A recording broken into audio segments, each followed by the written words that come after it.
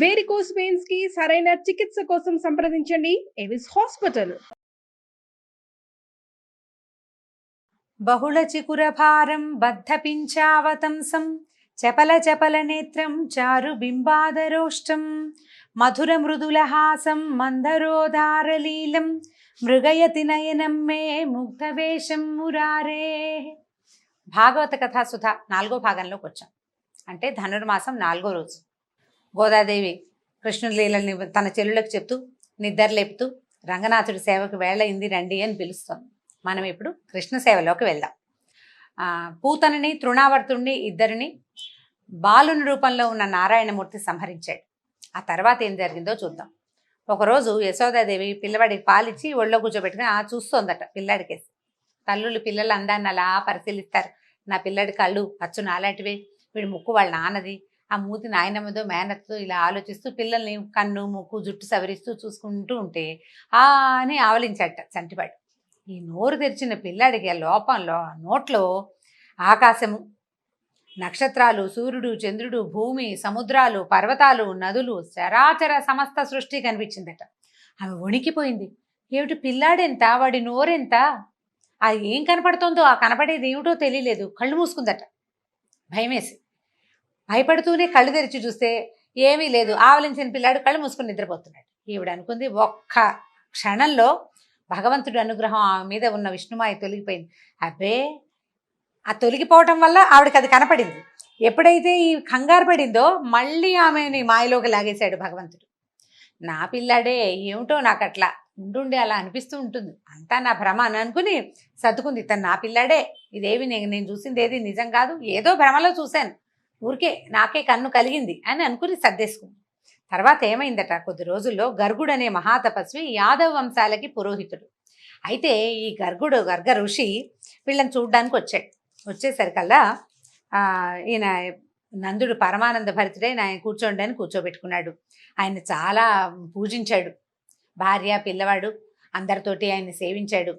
రోహిణీదేవిని తీసుకొచ్చి, మహర్షి, మీ వంటి వాళ్ళు మమ్మల్ని తరింపజేయటానికి మా ఇళ్ళకు వస్తారు, మీకు ఏ సేవ చేయమంటే అది చేస్తానన్నాడు. తర్వాత ఎలాగో మీరు వచ్చారు కాబట్టి మా యందు అపారమైన దయతోటి నా కుమారుడికి మా ఇంట్లోనే ఉంటున్నటువంటి వసుదేవుని కుమారుడు ఇద్దరికి నామకరణం చేసి ఆశీర్వదించండి అని అడిగాడు. ఈ గర్గుడు నవ్వాడట ఆయన. అయితే గర్గ సంహిత అని ఒక పుస్తకం ఉందండి, అందులో కూడా కృష్ణగాథలు ఉన్నాయి. గర్గుల వారే రాసినవి కొన్ని కథలు. ఈసారి ఎప్పుడైనా వీలు వెంబడి చెప్పుకుందాం. అయితే ఈయన ఏమన్నాడంటే, నంద, నేను యాదవుల పురోహితుండని అందరికీ తెలుసు. నేను ఇక్కడికి వచ్చిన సంగతి నేను దాద్దామన్నా దాగదు. తర్వాత యాదవుల నివాసాలకి నేను ఎప్పుడు వెళ్తాను, అది నా కర్తవ్యం, ఏంటి వంశానికి పురోహితుడు కాబట్టి పెద్ద పట్టించుకోరు. కానీ ఇక్కడ నేను వేసే ప్రతి అడుగు, నేను చేసే ప్రతి పని కంసుడికి సమాచారం వెళ్తుంది. ఎవరెవరి ఇళ్లలో నేను ఎక్కువసేపు ఉన్నాను, ఎవరి పిల్లవాడిని నేను ఎంత పరిశీలించాను, ఎవరికి ఏ ధర్మకార్యాలు చెప్పాను అన్నీ తెలుస్తాయి. అప్పుడు అతను, ఎందుకంటే ఇతని తాలూకు గూఢచారులు అనేక రూపాలతో రాజ్యమంతా విస్తరించి ఉన్నారు. దేవకీదేవి 8వ గర్భంగా మగపిల్లాడే పుట్టాడని, ఆ పిల్లాడు ఎక్కడో రహస్యంగా పెరుగుతున్నాడని, అప్పుడు కనపడిన ఆడపిల్ల ఉందే అదేదో దైవ మాయ అని చాలామంది అనుకుంటున్నారు. ఏముంది, నలుగురు 4 రకాలుగా మాట్లాడుకుంటారు. ఆ మాటలు కంసుడి వరకు చేరాయి. వాడు నమ్ముతున్నాడు కూడా. అది దైవమాయ, పిల్లాన్ని ఎక్కడో దాచేశారు విష్ణువు, లేదా దేవతలే దాచేశారు, వాళ్ళు నా శత్రువులని భావిస్తున్నాడు. నేను ఇక్కడికి వచ్చి నలుగురితో పాటు నిన్ను పలకరించి వెళ్ళానని అనుకున్నాడు అనుకో, అది నీకు క్షేమం, నీ పిల్లలకి క్షేమం. అలా కాకుండా నేను అలా మీ ఇంటికి వచ్చి మీ ఇంట్లో ఉన్న పిల్లలకి నేను నీ పిల్లలకే పోని ఇదేదో జాతకర్మాలు చేశానన్నా అని ఆయన తెలిసిందో, ఆ దుర్మార్గుడు ఈ పిల్లల్ని బతకనివ్వడు. ఇప్పటికి చాలామంది పసిబాలురిని పొట్టన పెట్టుకున్నాడు. ఈ ఆలోచన మానేసేయమన్నాడు. అనేసరికల్లా ఈ నందుడు ఒప్పుకోలే. అయ్యా, ఎంత మాట, నేను ఎవ్వరికీ చెప్పను, అసలు బయటికి రానివ్వను, అట్టహాసంగా చెయ్యను. నీ అంతటి మహానుభావుడు మా పిల్లలకి పేరు పెట్టడమే మాకు గొప్ప నాయన, ఎవ్వరికీ చెప్పం, నేను నా భార్య అంతే. మూడో మనిషికి, మూడో కంటికి తెలియనివ్వం. ఇప్పుడు రోహిణీదేవి ఉంది కాబట్టి ఆవిడదే మూడో కన్ను, 4వ కన్ను ఇక లేనే లేదని బతిమలాడాడు. నేను స్వయంగా ఏర్పరచుకుంటాను, నా గోశాలలో, ఇంట్లో కూడా చెయ్యొద్దు, గోశాలలోకి వచ్చి పిల్లలకి పేర్లు పెట్టండి అని బతిమలాడాడు. సరే, ఆయన ఒప్పుకున్నాడు. నందుని గోశాలలో ఎవ్వరికీ తెలియకుండా రహస్యంగా శాస్త్రోక్త విధానంగానే నామకరణాది సంస్కారాలు చేసేశారట. పిల్లలకి పేర్లు పెట్టాలి, నామకరణానికి బోల్డంత మంత్రం అవన్నీ ఉంటాయి. పిల్లల్ని తేనె పెరుగు, పాలు పెరుగు తేనె కలిపి ఇస్తారు. ఏవో చిన్న చిన్న మంత్రాలు పూజలు విధానాలు నడుస్తాయి, అన్నీ ఆయన స్వయంగా చేశాడు. పేరు పెట్టే సమయానికి ఏం చెప్పాడంటే ఆ బాలుడు ఎవరు, తను పేరు పెట్టబోతున్నటువంటి తంటివాడు ఎవరు అనేది ఆయనకి తెలుసు. ఆ రహస్యం నందుడికి చెప్పకుండా ఆయన భార్యకు అసలు అర్థం కాకుండా నిజమే చెప్పాడు. ఆయన ఏం చెప్పాడు, బాలుళ్ళకి పేరు రోహిణీపుత్రుడు తన మంచి గుణాలతో మిత్రులందరికీ ఆనందాన్ని కలిగిస్తాడు, అందుకని ఇతన్ని రాముడు అందాం. ఇతనికి మానవాతీతమైన బలం ఉంది, ఎందుకంటే 1000 పడగల ఆదిశేషువే అతని రూపంలో జన్మించాడు. ఎంత బలం, భూభారం వహించగలిగిన వాడు. అంచేత ఇతను బలుడని బలరాముడని చెప్పబడతాడు. ఇతను సంకర్షణుడు, అంటే దేవకిదేవి గర్భం నుంచి ఈమె గర్భంలోకి ప్రవేశపెట్టబడ్డాడు కాబట్టి సంకర్షణుడని. అదే కాకుండా ఇతను యాదవులలో ఐకమత్యాన్ని కలిగిస్తాడు, ఎందుకంటే కంసుని భయంతో యాదవులందరూ తలా ఒక దారి పట్టారు, వాళ్ళందరినీ మళ్ళీ ఒక దారికి లాక్కొచ్చాడనమాట. సంకర్షణుడు అంటే ఆకర్షించేవాడు, దగ్గరికి లాగేవాడు అని. కాబట్టి ఈ రకంగా ఈ పిల్లవాడికి సంకర్షణుడని నామధేయం బాగుంటుంది నాయన అని చెప్పాడు.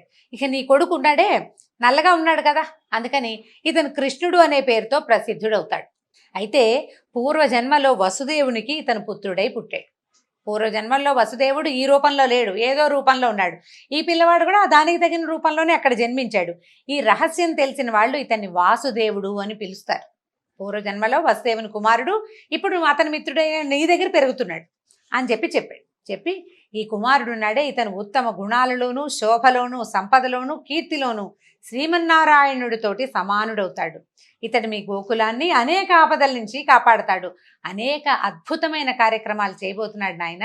ఇతని గుణాలని బట్టి, ఇతను చేయబోయే అతిమానుషమైన చేష్టితాలని బట్టి యోగులు ఋషులు అనేక పేర్లతో పిలుస్తారు. ఇతనికి ఒక్క పేరు కాదు, నేను పెట్టేది ఒక పేరే, ఇతనికి ఒక్క పేరుతో ఉండడు, అవే సహస్రనామాలు అవుతాయి. ఏమరపాటు లేకుండా పిల్లాన్ని కాపాడుకోమని చెప్పి ఎవ్వరికి తెలియకుండా ఈ పిల్లలిద్దరికి రాముడని కృష్ణుడని నామకరణం చేసి గర్గుడు వెళ్ళిపోయాడు. ఎవరికి తెలీదు, నందవ్రజంలో కూడా ఎవరికి తెలీదు. నాన్న పెద్దమ్మ అమ్మ పిలుస్తుంటే ఆ పేరుతో అందరూ పిలవడం మొదలెట్టారు.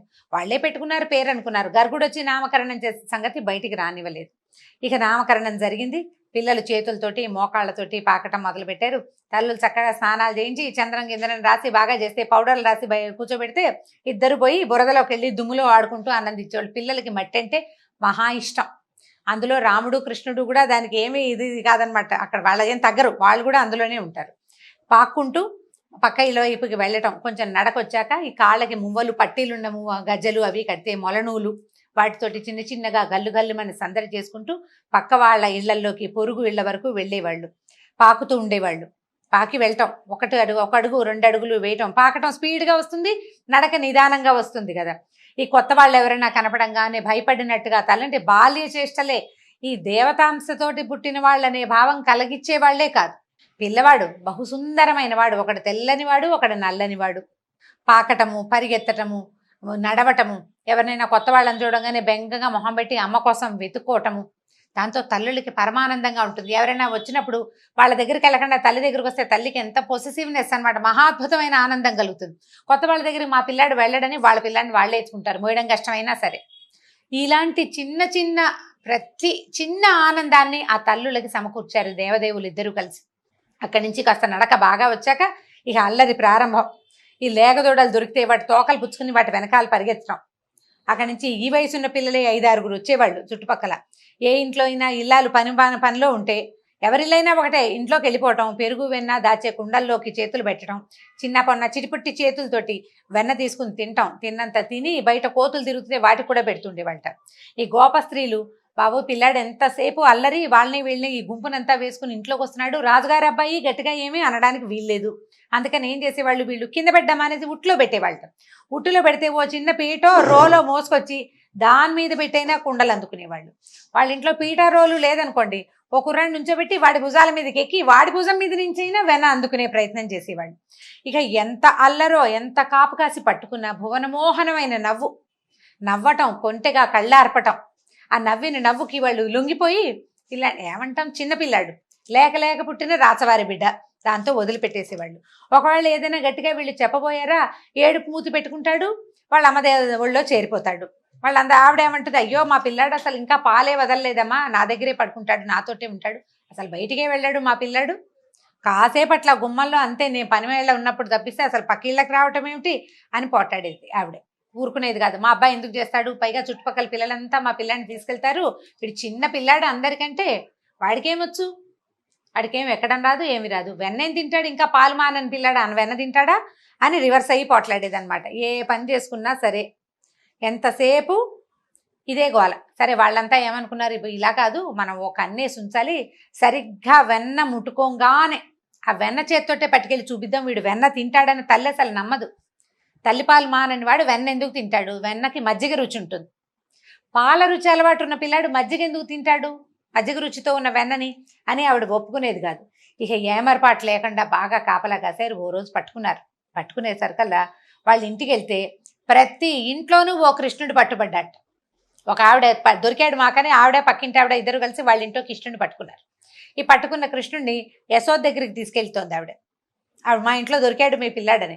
తీరా చూస్తే పక్కింట్లోంచి ఓ కృష్ణుడు, ఆ పక్కింట్లోంచి ఇంకో కృష్ణుడు, ఇట్లా ఇంటికి ఒక్కొక్క కృష్ణుడు చొప్పున రావడం మొదలుపెట్టాడు. దాంతో ఇదేమి వింత అంటే తమ చేతుల్లో ఉన్న కృష్ణుడు కూడా అంతలోనే మాయమైపోయాడు. అంతా సర్వం విష్ణుమాయే. వీళ్ళంతా యశోదాదేవి గుమ్మం దగ్గరికి వెళ్తే, ఏమిటమ్మా పొద్దున్నే పనిమాలే వచ్చారు అంటుంది ఆవిడ. చూపించడానికి చేతిలో పిల్లాడేడి, విష్ణుమాయకి లొంగిపోయారనమాట వీళ్ళు. తర్వాత ఇలా జరుగుతూ ఉండేది ప్రతి వాళ్ళకి.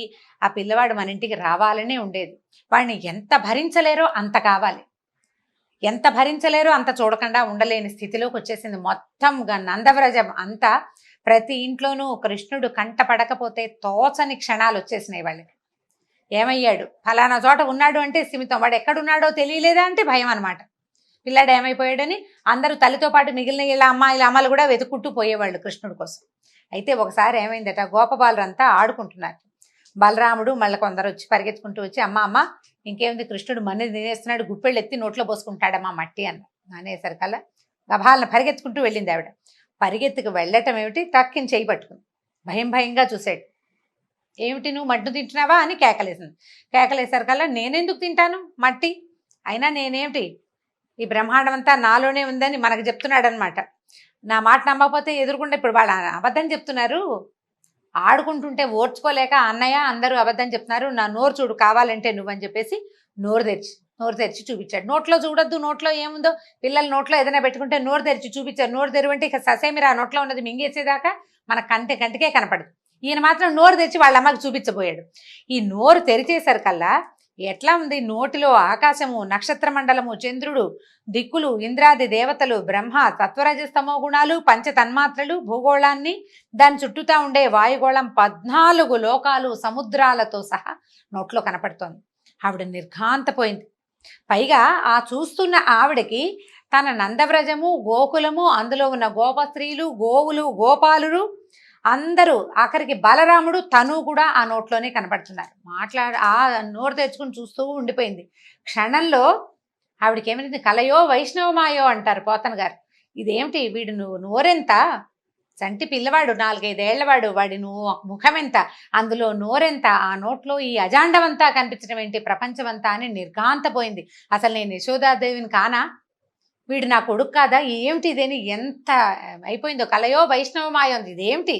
ఆవిడికి విష్ణుమాయ మీద అవగాహన ఉంది కొంత, ఈ కనపడుతున్న బ్రహ్మాండాన్ని దాన్ని నిశ్చయించలేకపోయిందనమాట. ఒక్క క్షణం ఆవిడికి బుద్ధికి తెలిసిపోయిందనమాట. ఈ ఏదైనా సరే విశ్వాత్మకుడైన శ్రీహరి యొక్క విశ్వరూపాన్ని స్పష్టంగా తెలుసుకోగలిగాను. ఈ పిల్లాడికి ఏదైనా జన్మతోటే యోగ సిద్ధి ఉండుండొచ్చు. వాడు పాలు దాగి ఒక రాక్షసుని చంపేశాడు, కాలుతో తన్ని ఒక బండిని పడగొట్టాడు, గాలితో పైకి వెళ్ళి గాలితోటి కిందకు వచ్చేసాడు. అంటే ఈ పిల్లవాడి యోగ సిద్ధి ఉంది, వీడే విష్ణువేమోనని అనిపించటం లేదు ఇంకా ఆవిడికి. కానీ విశ్వాత్మని తను చూడగలిగానని మాత్రం అర్థమైంది. ఈ పిల్లాడు నా పుత్రుడని, వీడు నా నందుడు నా భర్తని, గోకులానికి ప్రభువని, నేను రాణిని, నేను ఎంతో భ్రమలో ఉన్నాను, కానీ ఈ ప్రపంచమంతా పరమాత్మేనని, అదంతా ఆయిందేనని నేను తెలుసుకోలేకపోయానే అని ఆవిడ అసలు ఒక్క క్షణం ఆమెకేమీ అర్థం కాలేదు. ఎంత అత్యద్భుతమైన పద్యం రాశారో, మామూలు పద్యం కాదండి అసలు. ఆ పద్యం చదువుతున్నప్పుడల్లా ఎంత ఎక్సైటింగ్గా ఉంటుందంటే రోమాంచితంగా ఉంటుంది. విందాం చూడండి. కలయో వైష్ణవమాయయో ఇతర సంకల్పార్థమో సత్యమో తలపన్ నేరకయున్నదాననో యశోదాదేవిగానో పరస్థలమో బాలకుడెంత ఈతని ముఖస్థంవై అజాండంబు ప్రజ్వలమై ఉండుటకేమి హేతువో మహాశ్చర్యంబు చింతింపగన్ అని ఆశ్చర్యపోతుంది. ఏమిటిది అని ఆశ్చర్యపోయి క్షణంలో ఆమెకి పరమార్థ జ్ఞానం కలిగించేశాడు తల్లికి. అంతవరకు పరమాత్మ అనుకుని ఎవరికి దండం పెట్టిందో ఒక్క క్షణంలో కన్ను మలిపేసరికల్లా తన పసిపిల్లవాడు ఆవిడ కనపడ్డాడు. ఈ బుద్ధి తెలిసిపోయింది ఆవిడకి. ఎప్పుడైతే ఈ భగవంత జ్ఞానం ఇది నేను ఇది గాను అది ఇది ఇది ఇది అని అనుకున్న తర్వాత కన్ను మూతబడి లేచేసరికల్లా ఒక్క రెప్ప పాటులో ఆమెకు పరమార్థ జ్ఞానం కలిగి మరల విష్ణుమాయ కమ్మేసింది. తన చిన్న కొడుకు నోరు తెరిచి ఆ అని చూపిస్తున్న చిన్నవాడే కనిపించాడు ఆవిడికి. తల్లి ప్రేమ తప్పిస్తే ఇంకేం లేదు. పిల్లాన్ని కావలించుకుంది. నా పిల్లాడు మట్టి తినలేదమ్మా, బంగారు కొండ, వీడు అలాంటి పనులు చేయడు, అందరు పిల్లలు నా పిల్లాడి మీద ఏవో ఒకటి కొండాలు చెప్తున్నారు, ఆ పెద్దాళ్ళు అంతే పిల్లలు అంతే అని అందరినీ వాళ్ళని అనుకుని ఆ పిల్లాడిని ఎత్తుకుని కావలించుకుంది. నా పిల్లాడు మంచివాడు, బుద్ధిమంతుడు, బంగారు కొండ అని చక్కగా ఎత్తుకుని ఇంట్లోకి తీసుకుపోయిందట. అయితే ఈయన అడుగుతున్నారు పరీక్షణ్ మహారాజు, ఈమెకి ఇంత అదృష్టం ఎలా కలిగింది? ఏం చేసింది ఈవిడ కనలేదు. ఈ పిల్లాన్ని కన్నది దేవకీదేవి. ఆవిడకి చెప్పాడు, 3 జన్మలు నువ్వు అడిగిన వారం ప్రకారం నువ్వు 3 సార్లు నీకు జన్మించానని నారాయణమూర్తి స్వయంగా సెలవిచ్చాడు. యశోదాదేవి ఏ పుణ్యం చేసి భగవంతుడికి పాలిచ్చి పెంచి తల్లి బిడ్డకి అంత అపరూపమైన మాతా శిశువుల మధ్యలో ఉండవలసిన ఆ అపరూపమైన ఆనందాన్ని ఆమెకి ఎందుకు దొరికిచ్చాడు? ఏం చేసింది ఆవిడ అని అడిగితే శుకులు చెప్తున్నారు, నందుడు పూర్వజన్మలో ద్రోణుడనే వసువులలో బహుశ్రేష్ఠుడట. అంటే ఒక దేవత అనమాట. అతని భార్య ధర. వాళ్ళిద్దరూ బ్రహ్మని గురించి తీవ్రమైన తపస్సు చేశారట. అయితే వాళ్ళు ఏమడిగారంటే, దేవా, ఏ శాస్త్రజ్ఞానం లేకపోయినా వేదాంతాలు అనేవి ఉన్నాయని తెలియకపోయినా జగత్ప్రభువైన విష్ణువు పట్ల నిష్కామ భక్తి కలిగి ఉంటే మానవుడు జనన మరణ వలయాన్ని ఛేదిస్తున్నాడు. నరకవాసలోక నుంచి సునాయాసంగా తప్పించుకుంటున్నాడు. అది భూలోకవాసుల భాగ్యం. దేవతలకు ఆ భాగ్యం లేదు. మనం దేవతలు గొప్ప అనుకుంటాం, వాళ్ళు మనకి వరాలు ఇస్తారు. కానీ మనకి లభించే సౌభాగ్యం, మానవులకి లభించే భాగ్యం దేవతలకి లేదు. దేవతలందరికీ మానవులంటే మహా అసూయట ఆ విషయంలో. మేం కూడా భూలోకంలో జన్మించాలని ఏకాంత భక్తితో అంటే అనన్య భక్తితోటి జగన్నాథుడిని సేవించాలని కోరుకుంటున్నాము. ఆ కోరిక తీరాలని వరం ఇవ్వమని బ్రహ్మని వరం అడిగారట. భార్యాభర్త ఇద్దరికి ఏకబుద్ధి కలిగి ఉండటం ఎంత గొప్ప విశేషం అండి. భార్యాభర్తలు చెరుకో రకమైనగాను ఉంటారు, చెరో చోటు నుంచి వస్తారు, ఏవో కొన్ని భావాలు కలుస్తాయి, అన్ని భావాలు కలవు. ఇలాగ తదేక భక్తి తత్పరత ఉండటం చాలా విశేషమైన సంగతి. వీళ్ళిద్దరూ ఈ వరం అడిగితే తథాస్తన్నాడట. ఆ ద్రోణుడే భూలోకంలో నందుడుగా జన్మించాడు. అతని భార్య ధర యశోదయింది. వాళ్ళకి పుత్రుడైన కృష్ణుడి పట్ల ఏ కోరిక చేత మలినం కాని ప్రేమ, అంటే మనం శ్రీహరి పట్ల కలిగే ఈ ప్రేమని భక్తి అంటాం మనం. వాళ్ళకి ఆ భక్తి కలిగింది. గోకులంలో ఉన్న గోపాలుడికి గోపస్త్రీలకి సహజంగానే స్వామి మీద ప్రేమ కలిగింది. లోకేశ్వరుడైన విష్ణువు తన కుమారుడైన బ్రహ్మ ఇచ్చిన వరం నిజం చేయటానికి బాల్యమంతా గోకులంలో ఉండి నంద యశోదలకి తనని ప్రేమించి సేవించే భాగ్యం కలిగించాడు. అయితే చూడండి, దేవకీ వసుదేవులు తమ విష్ణువుని తమకు కుమారుడుగా పుట్టమని మాత్రమే కోరారు. కృష్ణావతారంలో ఆయన ఆ కోరిక తీర్చాడు వాళ్ళకి. అదే అవతారంలో నంద యశోదలకు కోరిక కూడా తీర్చవలసి వచ్చింది. అంచేత వాళ్ళకి తనని ప్రేమించి సేవించే అవకాశాన్ని, పాలిచ్చి పెంచి పోషించే అవకాశాన్ని భక్తులకి కల్పించాడు భగవంతుడు. ఈ విషయాన్ని శుకులు మన పరీక్షణ్ మహారాజుకు తెలియజేశారు. ఈ తర్వాత మరిన్ని కృష్ణలీలల్ని వచ్చే భాగంలో తెలుసుకుందాం. నమస్కారం.